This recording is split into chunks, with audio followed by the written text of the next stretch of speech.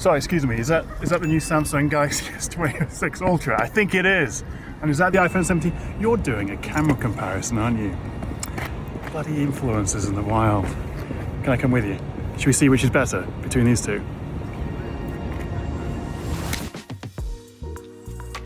Can we just start with this picture of my cat Selfie, because this actually tells you quite a lot about the cameras. The iPhone tends to be a little bit warmer in tone, the Galaxy cooler. The Samsung has more contrast and deeper shadows compared to the slightly lighter, more evenly exposed iPhone shot. And it's not just the cat, it's a pretty similar story with myself. Look how much darker my jacket is on the Samsung and also how much more saturated the grass in the background is.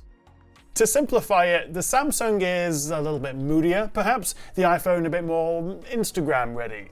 But fundamentally, they are both very good camera phones. And what we're going to be doing in this video is, well, I'm going to be putting on my glasses to start with, which means, you know, it's a serious business. But we're going to see how they compare in good light, in low light, and tricky lighting at nighttime, selfies, portraits, video, and also have a look at all the extras that maybe make these stand out. Because I think for most of us, just because one phone is a little bit sharper or a little bit warmer doesn't really make all that much difference. Often it's the extra features, like how the iPhone can turn any photo into a portrait because it's using the hardware to capture depth information as you take the photo, whereas the Samsung, which still does a decent job, just uses software to estimate depth. Or how the S26 Ultra can record in 8K video, and also you can shoot with the rear camera and then switch to the front camera without stopping, which you have to on the iPhone. You've got Apple Log, you've got Samsung's Galaxy Log, you've got Samsung's APV codec now versus ProRes. But also, it doesn't really matter. It's whichever one you think is best, because photography, videography, it is so much of it is subjective. It's what you prefer to edit or post on Instagram or send to your mum, whatever it is you're doing with your photos. So let me know in the comments below which phone you think has the better camera.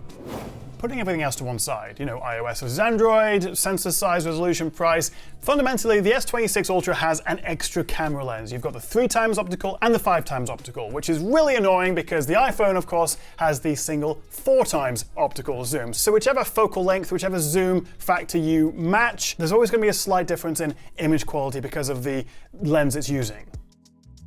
But which one has the best zoom? On paper, the Samsung, because it has the 5x, and also historically Samsung's been quite good with their long-range zoom. And punching into the Elizabeth Tower here, of course Big Ben is the bell inside the Elizabeth Tower. 30x zoom, the Samsung is the clear winner, although I'm not entirely sure how important that really is. Because bringing it back to 10x, and if anything, the Samsung looks a little bit over-sharp, a little bit over-textured. But if we switch to night mode and then go from the ultra wide to the 1, the 3, 4, 5, and then 10x zooms, and then all the way up to 30, easy win for the S26 Ultra. But between 3 and 5, which you're most likely to use, they're both good, but Samsung overall definitely wins in terms of zoom.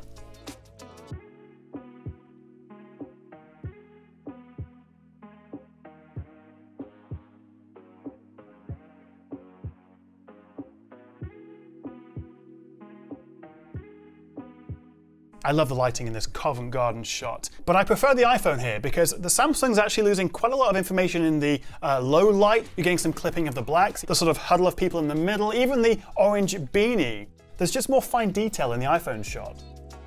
And consistently, the iPhone goes towards warmer, yellowier tones. The Samsung is a cooler, more neutral color tone. I mean, look at Sarah's face here as she's gazing lovingly at her liter of ice cream because the flavor was going out of stock at our local ice cream shop. The colors, the skin tones are wildly different between them, and to my eye, the Samsung is much more true to life of this pretty bleak grey day in London. Broadly speaking, I think the Samsung tends to be a little bit more true to life than the iPhone, which consistently, and one of my issues I have with the iPhone is that skin tones, particularly darker black skin tones, are kind of yellowed and a bit unnatural. That's not to say you can't get a terrific portrait out of the iPhone. Do I prefer looking a bit healthier, a bit more tanned on the iPhone shots? Honestly, yeah, I probably do.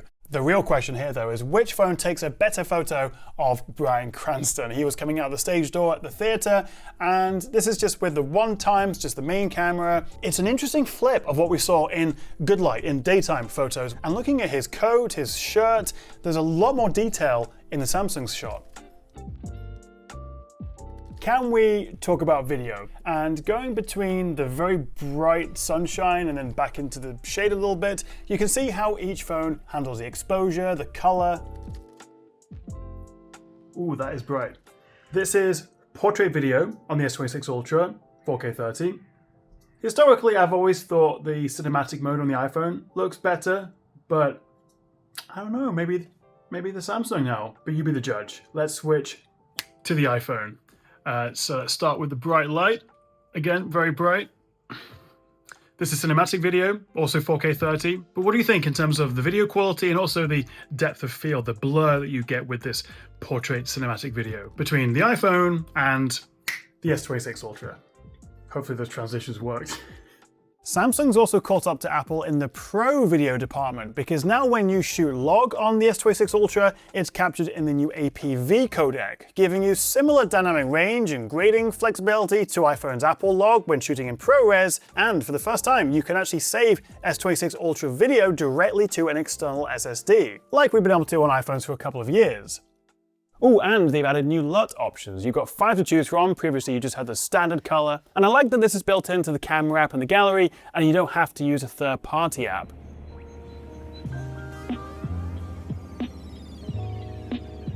First thing I'm noticing, even just on this shot, is the transition between the lenses is still a bit smoother on the iPhone, but that's probably not reason enough to buy the Apple over the Samsung. Like with the photography side of things, these are both flagship phones when it comes to video. I mean, the Samsung could shoot up to 8K video, 4K 120 on both. We've got Pro video modes, you can shoot in log, but for these clips, it's just the regular video mode, straight out of the camera, no edits.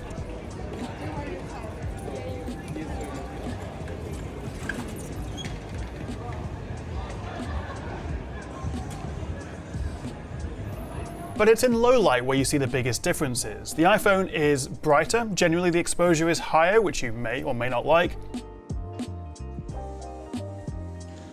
Certainly the ultra-wide lens is pretty rough on both. But there is a big difference in the sharpness. The Samsung is noticeably noisier, you can see a lot more grain, but it's also more detailed compared to the much flatter image of the iPhone. It's very hard to judge these phones and their cameras by looking at the screens, because they have quite different screens. So you guys are going to have to tell me in the comments below, and also obviously I'll look at this on my laptop screen afterwards, how the phones are comparing. I'm shooting this at 4K 60 with the selfie cameras at arm's length. And just looking at the screens, the iPhone's definitely a wider field of view, more in the frame. This is Covent Garden on what is, I think, the first nice day of the year here in the UK. Also, let me know which one sounds better. We've got some crowds cheering in the background. Both phones offer kind of audio eraser features where you can block out some of the background sound.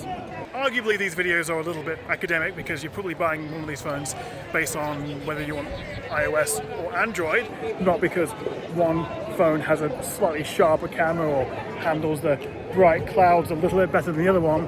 What are you thinking so far? Which one looks and sounds better?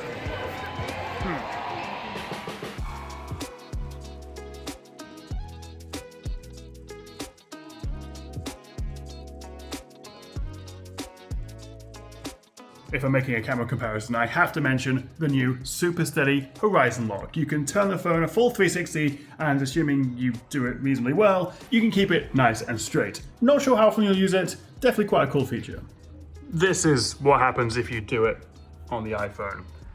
It does have an action mode, which actually is very good when combined with a telephoto lens, but it does not have a snazzy horizon lock.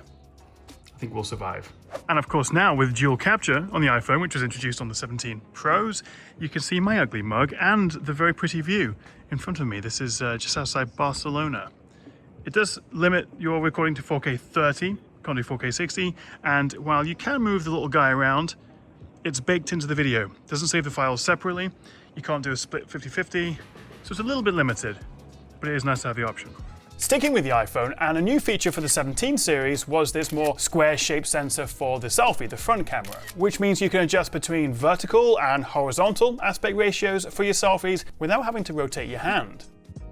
Going back to the Samsung though, and for the more keen photographer, definitely check out the Expert RAW mode. And here you can shoot in RAW, JPEG, you can shoot in 24 megapixels, the full fat 200 megapixels, and you've just got a lot more options to play with. Zebraing, multiple exposures, astrophotography modes. And similarly with the Pro Video option, you've just got a lot more tools at your disposal.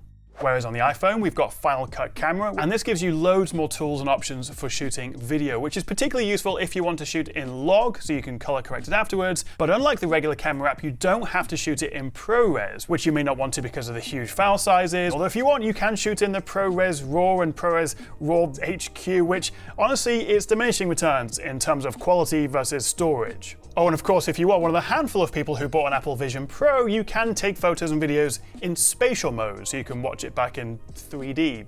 One of my favorite features of the iPhone, though, is the photography styles. You can apply these before, afterwards, you can customize and save your profiles, and it just allows you to make your iPhone photos look less like it was taken on an iPhone. Both phones offer a lot of pro features now, and I think the Samsung is definitely catching up and has some of its own unique features, but particularly for video, even though it's far from perfect, I think you do have more versatility, especially at the higher end with the iPhone. Although at the end of the day, it's probably going to come down to whether you prefer iOS or Android, and the rest of it doesn't really matter too much.